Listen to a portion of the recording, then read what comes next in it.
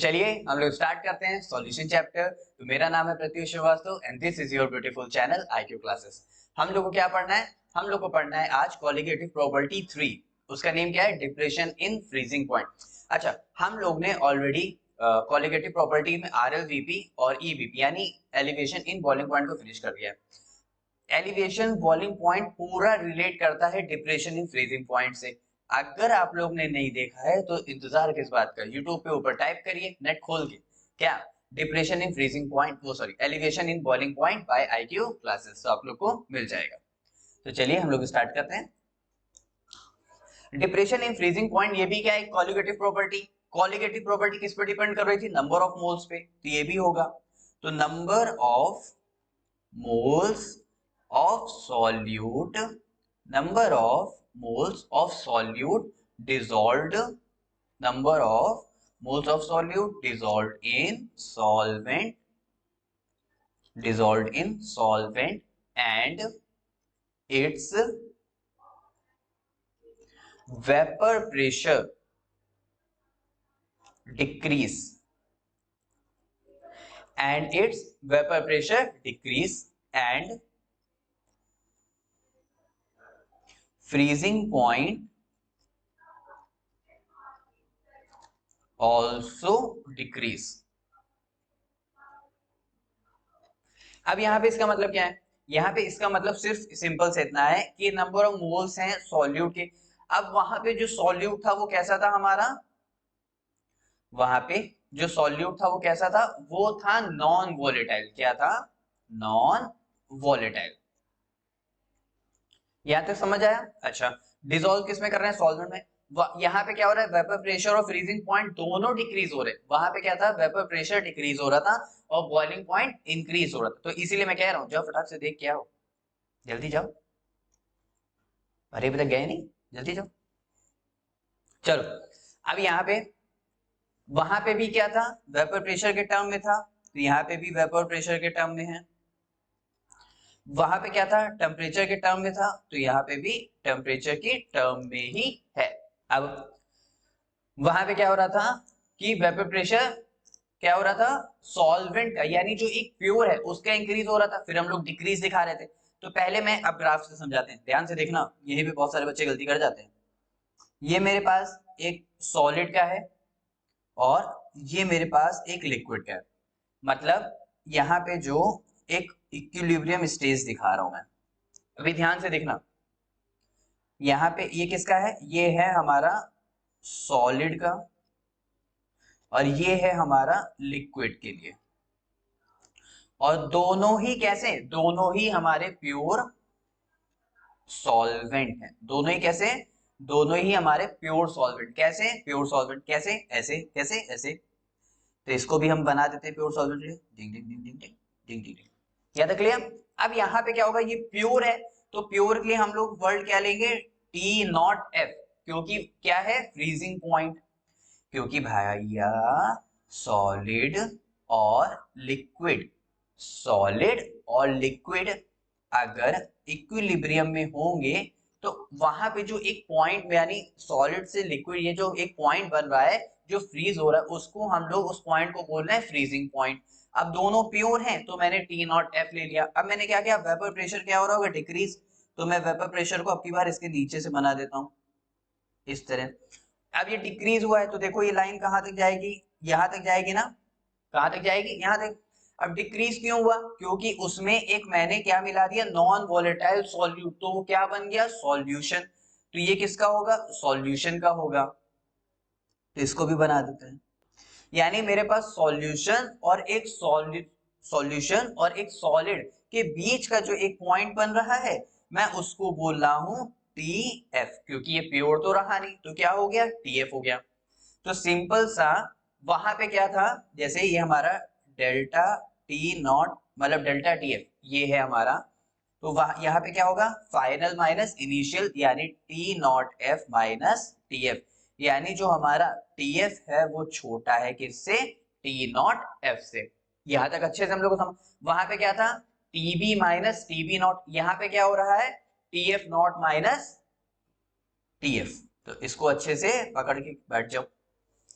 यहां तक क्लियर हो गया? अब जो हमारा डेल्टा टीएफ है ये भी एक कॉलिगेटिव प्रॉपर्टी है, यानी ये भी नंबर ऑफ मोल्स पे डिपेंड करेगी, यानी कंसंट्रेशन टर्म पे डिपेंड करेगी। कौन सा कंसंट्रेशन? मोलैलिटी। वहां पे भी मोलैलिटी था, यहाँ पे भी मोलैलिटी। तो मोलैलिटी क्या होता है? Number of moles of solute divided by mass of solvent in KG.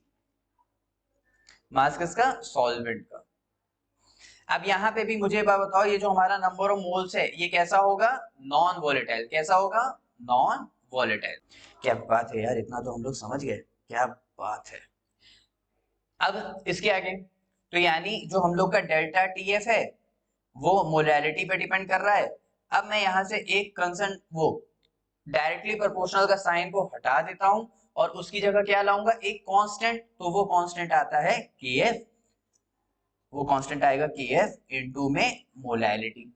यहां तक समझ आ गया? आ गया। क्या बात है, वाह वाह वाह। अब यहाँ पे अगर हमको केएफ की यूनिट निकालनी है तो कैसे निकालेंगे? केएफ इज इक्वल टू वही डेल्टा टीएफ यानी केल्विन में, वही केजी में, और वही पर यानी मोलैलिटी में। समझ आ गया होगा, क्योंकि ये रहा केल्विन मोल पर केजी, तो ये केजी उधर चला गया तो उसके साथ हो गया और बचा हुआ, चलो मैं इसको मोल पूरा लिख देता हूं, ये हो गया। अब ये जो हमारा केएफ है इसका जो नेम है, क्या है इसका नेम? इसका नेम है मोलल। वहां पे क्या था? Molal elevation constant. यहाँ पे क्या होगा? Molar depression constant. अब आपको थोड़ा सा इसको खुश करना पड़ेगा, डिप्रेशन है बेचारा। यहां तक क्लियर हो गया। अब इसके आगे, इसके आगे भी है क्या? कितना होगा? बाप रे। इसका एक और नेम है, एक और भी नेम है। अच्छा क्या? Cryoscopic constant. क्या है? Cryoscopic constant. मैंने वहां पे केबी फॉर वाटर बताया था, कितना था? कितना था याद है? नहीं याद है ना, इसीलिए कह रहा हूं जाओ फटाक से देख के आओ। तो वो था केबी फॉर वाटर था, वो कितना था? 0.52 था। क्लियर? यहाँ पे जो KF फॉर वाटर होगा, देखो क्वेश्चन में दिया रहता है, तुम्हारी मर्जी हो तो याद कर लो, क्योंकि कभी कभी क्वेश्चन फंसा देता है और नहीं देता है, तो एटलीस्ट हमें याद होना चाहिए, याद होना चाहिए। 1.86 इसकी यूनिट क्या है? वही। क्लियर? चलो आगे देखते हैं। अब ये जो हम लोग ने फॉर्मूला लिखा है, अब इसी के बेसिस पे कुछ क्वेश्चंस कर लेते हैं। देखो हमारी जितनी भी कॉलिगेटिव प्रॉपर्टीज हैं वो नंबर ऑफ मोल्स पे डिपेंड कर रही हैं और वो नॉन वोलेटाइल सॉल्यूट है। वेपर प्रेशर डिक्रीज हो रहा है तो बॉइलिंग पॉइंट इंक्रीज हो रहा था। यहाँ पे क्या हुआ? वेपर प्रेशर डिक्रीज हो रहा है तो फ्रीजिंग पॉइंट भी डिक्रीज हुआ, और हम लोग ने देखा जो टीएफ नॉट जो प्योर की वैल्यू है वो कम है किससे? हमारे मतलब सॉरी, जो हमारे सॉल्यूशन की वैल्यू है वो कम है किससे? टीएफ नॉट से। अब यहाँ पे भी देख लेते हैं, कह रहा है फ्रीजिंग पॉइंट ऑफ डिप्रेशन। तो फ्रीजिंग पॉइंट ऑफ डिप्रेशन का क्या फॉर्मूला था? Delta TF is equal to KF into में मोलैलिटी। यहां तक हमको समझ आ गया? आगे बढ़िए जल्दी से। अब यहाँ पे क्या कह रहा है?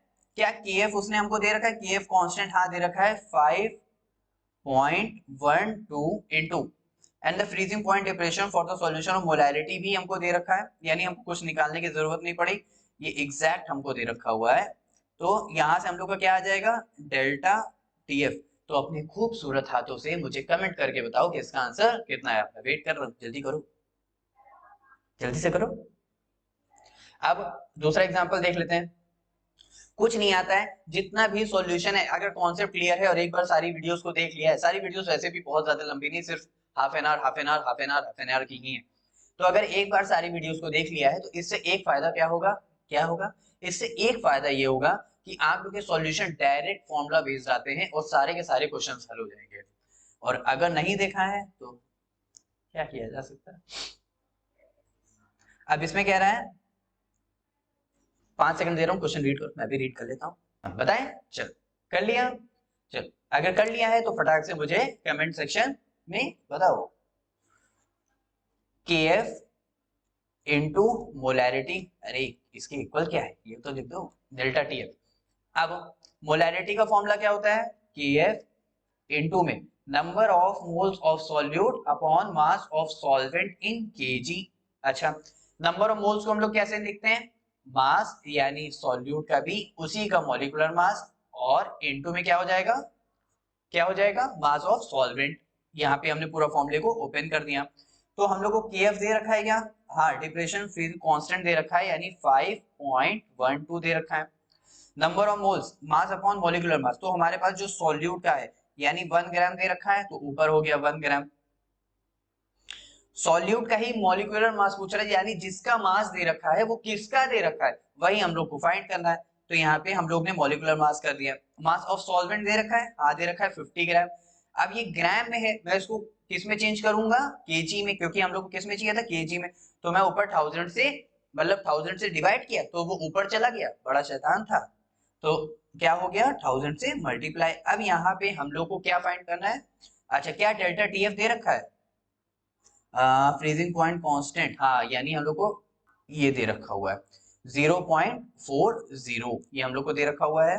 5.12 ये दे रखा है, इनटू में MB हम लोग को ये दे रखा है, और इनटू में 1000 डिवाइड बाय 50 हम लोग को इतना दे रखा हुआ है। ठीक है, अब मैं MB को उधर भेज देता हूँ, इसको इधर भेज देता हूँ। तुम इधर आ जाओ भाई, तुम इधर आ जाओ। 0.40 और यहाँ पे क्या आ गया? अरे फिर से वहीं चला गया, बड़ा शैतान है।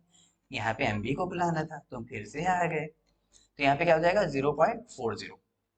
तो अब इसको सॉल्व करके हमारा इसको सॉल्व करके हमारा क्या आ जाएगा? यहाँ से आ जाएगा मॉलिक्यूलर यानी मोलर मास या मॉलिक्यूलर मास हमारा आ जाएगा। तो अब अपने प्यारे और खूबसूरत हाथों से कमेंट सेक्शन में कमेंट करके बताओ कि इसका आंसर क्या होगा। जल्दी से बताओ। अब मैं इसका ये क्वेश्चन आप लोगों को जितने भी अभी तक मैंने क्वेश्चंस किया कराए हैं या फिर जितने मैंने टॉपिक्स पढ़ाए तो उन सब में मैंने एक एक क्वेश्चन होमवर्क करने को दिया है और सबने बहुत खूबसूरत आंसर किया है। तो आप भी किसका इंतजार कर रहे हैं? जल्दी से इस क्वेश्चन को करिए और मुझे कमेंट सेक्शन में बताइए कि इसका आंसर क्या है। फिर मैं आप लोग को रिप्लाई में बताऊंगा कि आप लोग का आंसर सही है या गलत। तो फिर मिलते हैं नेक्स्ट क्वालिटेटिव प्रॉपर्टीज के साथ, ऑस्मोटिक प्रेशर। देखो एग्जामिनर के माइंड में सबसे पहला आता है टॉपिक क्वालिटेटिव प्रॉपर्टीज। तो अगर क्वालिटेटिव प्रॉपर्टीज को अच्छे से प्रिपेयर नहीं करोगे तो बहुत परेशानी हो जाएगी। तो इसीलिए उसको अच्छे से प्रिपेयर करो। मिलते हैं नेक्स्ट वीडियो में, बाय बाय।